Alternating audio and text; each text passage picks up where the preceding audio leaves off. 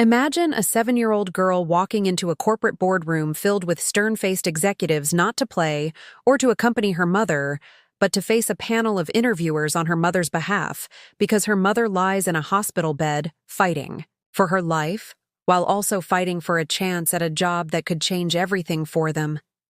And this little girl with her innocent eyes and trembling voice stands before a billionaire CEO, ready to tell a story so powerful, so heartbreaking, that it will shake the very foundation of what success and sacrifice truly mean. And what happens next in that room will not only determine whether her mother gets the job, but will also reveal a truth about humanity that most of us forget in our pursuit of wealth and status. So stay with me, because what unfolds in this interview is something you will never forget. And by the end, you will question everything you thought you knew about strength, resilience, and the unbreakable bond between a mother and her child. Sandra stood outside the massive glass building, her small hand clutching a worn leather folder that belonged to her mother, Sarah. The building seemed to touch the sky, its reflective windows mirroring the clouds above, and for a moment, Sandra felt as though she was standing before a giant fortress impenetrable and intimidating. She was only 7 years old, dressed in a simple white dress that her mother had ironed the night before. Despite being ill, her shoes were slightly scuffed from wear, and her hair was tied back in 2 neat ponytails with ribbons that had seen better days. But none of that mattered to Sandra, because she was here for one reason: to represent her mother in the most important moment of her life. Sarah had been preparing for this interview for months. It was a position at one of the most prestigious companies in the city, a chance to finally lift herself and Sandra out of the poverty that had defined their lives for so long. But fate had other plans. Just 2 days before the interview, Sarah collapsed at home, clutching her chest in pain. Sandra had watched in terror as paramedics rushed her mother to the hospital. The doctors said it was exhaustion combined with a severe infection that had gone untreated for too long. Sarah needed rest and immediate medical attention. But all she could think about was the interview she had called the company from her hospital bed. Her voice weak and desperate, begging them to reschedule, explaining her situation. But the response was cold and final if she did not attend the interview. At the scheduled time, she would be disqualified. No exceptions. No second chances. Sandra had heard the entire conversation from the chair beside her mother's hospital bed. She watched as her mother's face crumpled in despair, tears streaming down her cheeks as she realized that her one shot at a better life was slipping away. Sarah had worked so hard, taking night classes while working 2 jobs during the day, studying until the early hours of the morning while Sandra slept beside her. She had sacrificed everything, her health, her social life, even moments of joy, just to get to this point. And now it was all for nothing. But Sandra was not ready to give up. She looked at her mother, lying in that hospital bed, so frail and defeated, and she made a decision that no child should have to make. She would go to the interview herself. She would speak for her mother. She would tell them everything about Sarah's struggles, her sacrifices, her dreams. And maybe they would understand. When Sandra told her mother about her plan, Sarah's first reaction was to refuse. Absolutely not. She said, her voice hoarse. "You are just a child. You cannot do this." But Sandra was insistent. She held her mother's hand and looked into her eyes with a determination that seemed far beyond her years. "Mama, you always tell me that when something is important, you fight for it," she said. "You have fought for me every single day of my life. Now let me fight for you." Sarah's resolve crumbled. She knew it was impossible. She knew the company would never take a child seriously, but she also knew that Sandra was right. She had to try so. With tears in her eyes, Sarah handed Sandra the folder containing her resume, her certificates, and a letter she had written, explaining her qualifications and her dreams. Now here, Sandra stood at the entrance of the building, clutching that folder like it was the most precious thing in the world. She took a deep breath and pushed through the heavy glass doors. The lobby was enormous, with marble floors and towering pillars. People in expensive suits walked briskly past her, talking on their phones or checking their watches. No one paid attention to the small girl standing in the middle of the lobby looking lost and overwhelmed. Sandra walked up to the reception desk where a woman with perfectly styled hair and bright red lipstick sat typing on a computer. "Excuse me?" Sandra said, her voice barely above a whisper. The woman did not look up. Sandra cleared her throat and tried again. "Excuse me, please, this time." The woman glanced down at her, raising an eyebrow. "Yes. Can I help you with something, sweetheart? Are you lost?" Sandra shook her head. "No, I am here for an interview." The woman blinked in surprise, an interview she repeated, glancing around as if expecting to see an adult nearby. "Are you serious?" Sandra nodded, her expression serious. "Yes. My mother, Sandra Mitchell, has an interview today at 10 o'clock, but she is in the hospital, so I came instead." The receptionist stared at her for a long moment, clearly unsure of what to make of the situation. Then she picked up the phone and spoke quietly to someone on the other. And after a brief conversation, she hung up and looked at Sandra with a mixture of pity and skepticism. "Someone will be down to see you in a moment," she said. "But I have to tell you, honey, this is highly irregular." Sandra nodded. "Thank you," she said, politely, and then she sat down on one of the sleek leather chairs in the lobby, her feet dangling above the floor as she waited. Minutes felt like hours as Sandra sat there clutching the folder and trying to calm her racing heart. She watched people come and go, all of them looking so confident and important. She wondered if she had made a terrible mistake, if she was about to embarrass herself and her mother. But then she thought of Sarah lying in that hospital bed, and she knew she had to see this through. Finally, a tall man in a dark suit appeared. He looked down at Sandra with a frown. "You are Sandra Mitchell?" he asked. Sandra stood up quickly. "No, sir. I am her daughter, Sandra. My mother is in the hospital, but she really needs this job, so I came to speak for her." The man sighed, running a hand through his hair. "This is not how things work," he said. "We cannot conduct an interview with a child," but Sandra did not back down. "Please, sir," she said, her voice steady, despite the fear she felt. "Just give me a few minutes to explain. My mother has worked so hard for this opportunity, and she deserves a chance." The man seemed taken aback by her determination. He looked at her for a long moment, then he sighed again. "Fine," he said. "Follow me, but I am only doing this because I am curious to see what you have to say."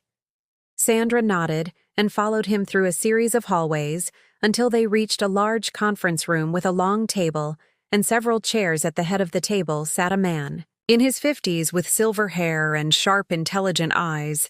This was Albert Richardson, the CEO of the company, and one of the wealthiest men in the city. Albert looked up as Sandra entered the room, his expression unreadable. "So you are the little girl who wants to interview on behalf of her mother," he said, his tone neither kind nor cruel. Sandra nodded. "Yes, sir. My name is Sandra, and my mother is Sandra Mitchell." Albert gestured to a chair. "Sit down. Then let us hear what you have to say." Sandra climbed onto the chair, which was far too big for her, and placed the folder on the table in front of her. She opened it carefully and took out her mother's resume, handing it to Albert. He glanced at it briefly, then set it aside. "I am not interested in reading a resume," he said. "I want to hear from you. Why should we hire your mother?" Sandra took a deep breath and began to speak. "My mother is the strongest person I know," she said, her voice soft but clear. "She has been taking care of me all by herself. Since I was born, my father left when I was a baby, and my mother never talked badly about him. She just worked harder. She has 2 jobs, one at a grocery store during the day and one cleaning offices at night. She barely sleeps because she also takes classes at night to get better qualifications so she can get a good job." "Like this one." Albert leaned back in his chair, his expression still neutral. "Go on," he said. Sandra continued, her voice growing more confident as she spoke. "My mother never complains. She never says she is tired, even though I know she is. Sometimes I wake up in the middle of the night, and I see her sitting at the kitchen table studying with a cup of cold coffee beside her. She does not know I am watching, but I see her, and I see how hard she works.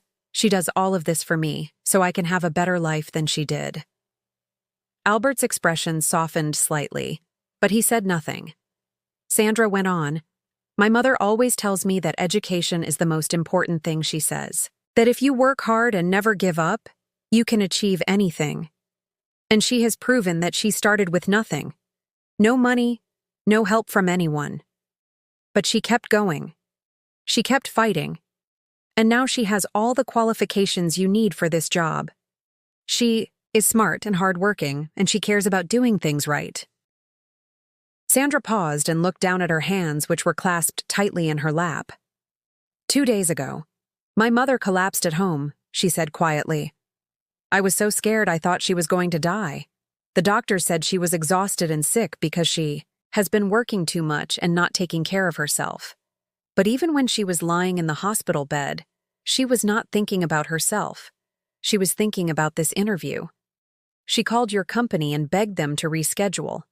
But they said no." Sandra looked up at Albert, tears welling in her eyes. "My mother cried," she said, "and I have never seen my mother cry before. She is always so strong. But she cried because she thought she had lost her chance. And I could not stand to see her like that, so I decided to come here myself because my mother deserves this job. She deserves a chance to show you what she can do." The room was silent for a long moment. Albert stared at Sandra, his jaw tight and his eyes glistening slightly. Then he cleared his throat and looked away. "Do you know what this job entails?" he asked. Sandra shook her head. "No, sir. Not really. But I know my mother does, and I know she will do it better than anyone else, because she always does her best at everything." Albert nodded. Slowly then, he leaned forward, resting his elbows on the table. "Tell me something, Sandra," he said. "What does your mother do when things get difficult? When she feels like giving up?" Sandra thought for a moment. Then she smiled a little. "She tells me a story," she said. "There is this story she always tells me about a little bird who wanted to fly higher than any other bird. But everyone told the little bird it was impossible, that it could never reach the sky. But the little bird did not listen. It kept flying higher and higher, even when its wings got tired, even when the wind pushed it back, and eventually the little bird flew so high it touched the clouds." Albert smiled faintly. "Is that what your mother does?" he asked. "Does she keep flying, even when it is hard?" Sandra nodded, "Yes, sir. She never gives up." No matter what, Albert sat back in his chair and was quiet for a long time. Sandra waited, her heart pounding in her chest, wondering if she had said the right things, or if she had just made everything worse. Finally, Albert spoke. "You are very brave, Sandra," he said, "and your mother is very lucky to have you." Sandra felt a wave of relief wash over her, but she kept her expression serious. "Does that mean you will hire her?" she asked. Albert shook his head slowly. "I cannot make that decision right now," he said, "but I promise you I will think about everything you have told me, and I will make sure your mother gets a fair chance." Sandra nodded. "Thank you, sir," she said quietly. Albert stood up and extended his hand. Sandra shook it, her small hand disappearing in his. "It was nice to meet you, Sandra," he said. "You have given me a lot to think about." Sandra smiled for the first time since entering the building. "Thank you for listening," she said. Then she gathered up the folder and followed the man in the dark suit back out of the conference room. As Sandra left the building and began the long walk back to the hospital, she felt a strange mixture of hope and fear.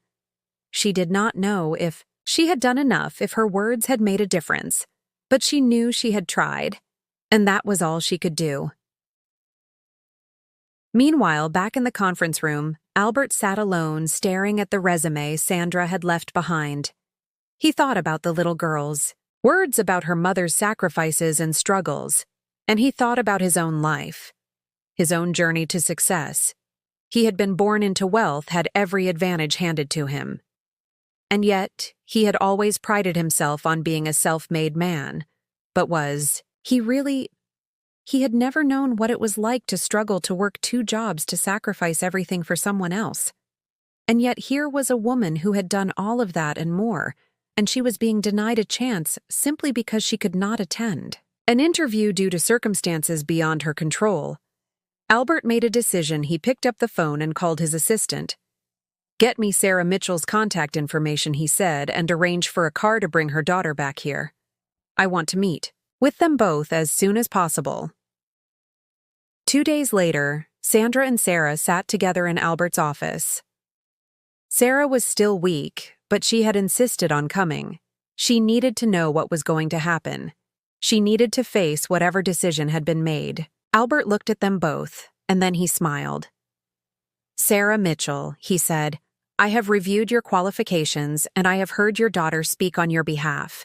And I have to say, I am impressed. You have shown a level of dedication and resilience that is rare in this world, and I would be honored to have you as part of this company." Sarah's eyes filled with tears. "Thank you," she whispered. "Thank you so much." Albert nodded. "But I have one condition," he said. "I want you to promise me that you will take care of yourself, that you will not work yourself into the ground because your daughter needs you, and frankly, this company needs you at your best." Sarah nodded, tears streaming down her face. "I promise," she said. And so Sarah got the job, and with it a chance at a better life for herself and Sandra. It was not just a job, it was a new beginning, a validation of all the sacrifices she had made, and a testament to the power of love and determination. And it was all because a little girl had the courage to stand up and fight for her mother when no one else would. Albert never forgot that interview, and neither did Sandra. It became a defining moment in both of their lives, a reminder that sometimes the most important battles are fought not with weapons or money, but with words and love, and the unshakable belief that everyone deserves a chance no matter how impossible the odds may seem. Retry Claude can make mistakes. Please double-check responses.